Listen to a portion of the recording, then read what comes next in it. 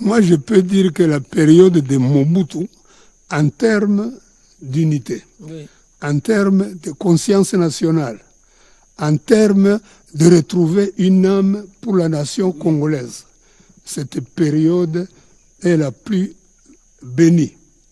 Elle sera considérée dans l'histoire comme un moment important pour la générescence de la nation congolaise. N'oubliez pas, quand nous assistons au mouvement du recours à l'authenticité, par exemple, c'est bien sûr à la recherche de notre âme. Voilà, d'une identité. Nous ne pouvions pas avoir la même âme que ce que les Belges nous ont laissé. Nous ne devrions pas avoir la même âme que celle que traduisaient les noms et prénoms chrétiens. Nous devrions retrouver notre âme en renouant avec notre histoire. Et notre culture au même moment. Alors justement, parce que la période Mobutu, on se souvient de Tata Moko, Mama Moko et Kolobo Moko. Merveilleux. Oui. Merveilleux. Mais au fur et à mesure, bon, partir de là déjà, partir de cette unité-là, qu'est-ce qui a fait justement qu'aujourd'hui, il est difficile de nous retrouver encore ensemble, de parler le même langage, d'avoir la même âme, d'avoir un même objectif qui est la paix? C'est qu'il y a un problème dans notre croissance. Nous ne profitons pas de chaque étape pour aller de l'avant. Les étapes qui se suivent, les unes sont la contestation des autres, des remises en cause permanentes. Effectivement, un dialogue trop difficile. Nous sommes devenus une nation très divisée. Et pour cela, il faut absolument nous mettre en cause. Pourquoi nous ne pouvons pas comprendre que la nation, c'est la meilleure formule moderne pour la cohabitation pacifique à l'intérieur de nos frontières. Vous voyez que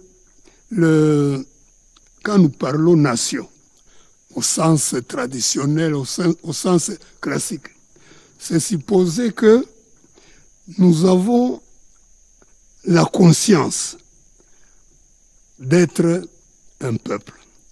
Nous avons la volonté de vivre un destin commun. Commun, exactement. Nous avons une obsession de nous inscrire dans l'histoire. Qui nous a déjà réunis depuis longtemps là. De sorte qu'on soit en mesure de dire le Congo est véritablement une nation parce que de génération en génération, il est capable d'exprimer sa volonté de vivre ensemble, d'engager des efforts pour un destin commun et de traverser des générations avec une identité qui en fait un peuple à part, un peuple fier de lui-même, un peuple capable de dire oui, de génération en génération, nous vivons toujours mieux qu'avant. Voilà, on élègue un peu tous les petits défauts au fur et à mesure qu'on avance parce que nous sommes sur le même sol. Nous avons un pays plus beau qu'avant. Voilà. Nous nous aimons plus que jamais. Donc et nous pouvons même quitter cette terre sachant que nos enfants vivront encore mieux que nous. Mieux que nous, parce qu'ils vont harmoniser encore. Alors, il faut y arriver. Professeur, justement, je vais quand même prendre la toute petite pause, si vous permettez. Et là, je reviens, je voudrais qu'on puisse, en complicité avec la réalisation, Riflongandou, André Njeka, revenir justement sur l'appel à l'unité. Et je vais voir si ça répond aux aspirations profondes du professeur. S'il vous plaît, si on peut me remettre l'appel à l'unité. Je suis le seul, si pas le premier en tout cas président de la République démocratique du Congo, à avoir dit haut et fort, en parlant des Banyamulenge, mais j'élargis même à tous les Tutsis congolais que ce sont nos compatriotes. Il y a des Banyamulenge qui sont morts pour cette République et sous le drapeau. Donc j'en ai assez de ce discours qui consiste à discriminer ces populations et à donner ainsi l'occasion à des régimes barbares comme celui du Rwanda de nous envahir, sous de fallacieux prétextes d'ailleurs. Parce que je dois attirer ici l'attention de tout le monde, et c'est très dangereux d'avoir ce genre de discours. Vous faites le tapis de ce régime criminel du Rwanda, parce que ce régime, figurez-vous, il a aussi des Hutus qui travaillent à sa cause, qu'il a fabriqués. Et il envoie ces gens traquer, violenter, massacrer des Tutsis pour dire « Ah, vous voyez, les Tutsis sont en danger ». Donc, méfiez-vous, chers compatriotes, je ne veux pas que dans la République démocratique du Congo, que je dirige, grâce à vos suffrages, qu'il y ait de la discrimination. Tant que je serai président de ce pays, aucun citoyen de ce pays, aucune communauté tribale, ethnique de ce pays ne sera discriminé. Vous avez parlé des 32 ans d'unité, du recours à l'authenticité, mais voilà aussi en 2019, le président qui arrive, lui, ne veut pas de discrimination. C'est une bonne chose. Aucun président digne de son rang, digne de sa fonction, ne peut ériger des discriminations au sein du peuple, en principe ou en règle de conduite. Néanmoins, nous sommes une nation diverse, en ce sens que nous sommes de nombreuses ethnies. Exactement. Qui se sont retrouvées au départ par la contrainte, qui ont partagé un destin commun de souffrance, de soumission, de négation de leur dignité. Et cette expérience de négation de notre dignité doit être un facteur d'union. Ces souvenirs communs des souffrances vécues de la part des mêmes tyrans. Ce que nous avons vécu. Ça doit nous unir. Mais sans jamais perdre de vue, c'est aussi cela l'âme de la nation, que nos ethnies sont notre identité, que ces ethnies... Mais cela ne nous empêche pas de vivre ensemble, même si nous avons... Au contraire, nous oblige de vivre ensemble, de changer nos valeurs, des valeurs culturelles, des valeurs spirituelles, des valeurs relatives à nos ambitions, des valeurs relatives à la réalisation de notre destin. Exactement. Donc la diversité est un facteur fait plutôt partie positif. Même et de notre identité et de notre souveraineté. Ce n'est pas un obstacle, au contraire. Alors là, professeur, comme notable et président de la communauté Hutu, comment pensez-vous rendre perpétuelle justement la cohabitation harmonieuse entre justement la nationalité d'un côté, l'identité tribale dans notre société? Est-ce que c'est faisable? Est-ce que... La question que vous posez a une réponse. C'est dans l'article 10 de la Constitution. Bon, qu'est-ce que dit l'article 10, professeur? D'abord, un aspect historique. Oui. Lorsque les Belges proclame l'indépendance du Congo le 30 juin 60. Oui.